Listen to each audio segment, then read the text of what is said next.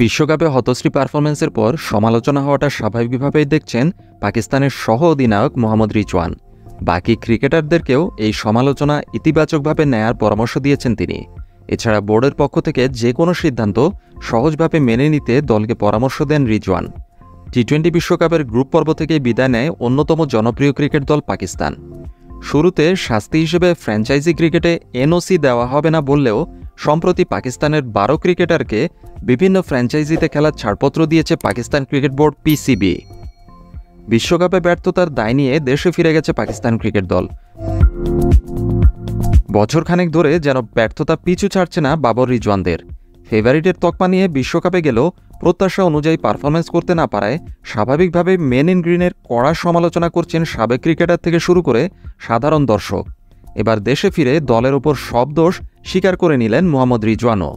এমন ব্যর্থতার পর সমালোচনা মুখে পড়াটা স্বাভাবিকভাবে দেখছেন এ পাকিস্তানি ক্রিকেট তারকা। শুধু তাই নয়, দলের বাকি ক্রিকেটারদের এই সমালোচনা ইতিবাচকভাবে নিতে পরামর্শ দিয়েছেন তিনি।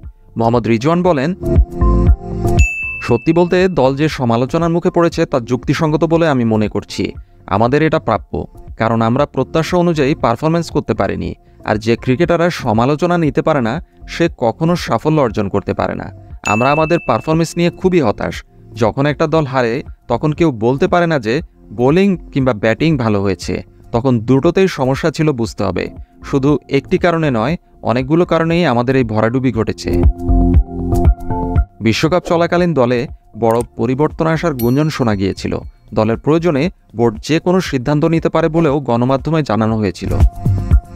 পাকিস্তানের সহ অধিনায়ক মোহাম্মদ রিজওয়ান বলেন, এটা একটা সাধারণ জিনিস। যখন কোনো ব্যক্তি অসুস্থ হয় তখন আমরা তার অপারেশন করি। এখানে বিষয়টা এমনই, দলের প্রয়োজনে করতে হবে।